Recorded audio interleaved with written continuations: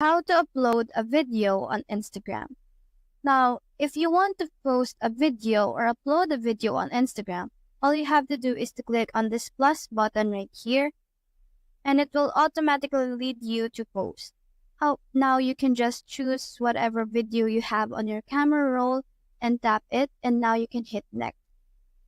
Another way is to click on reel and then choose a video that you have on your camera roll, let's say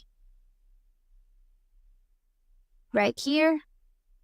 And now I can edit the video and I can add music to it, I can add text, I can add stickers, effects, and add another clip to the reel.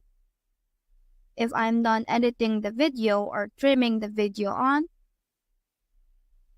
I can just share this to everyone. I can also tag people onto my post if they are connected to it, and I can also cater the audience to my close friends only. So when I'm done, all I have to do is to click on share, and that's how to upload a video on Instagram.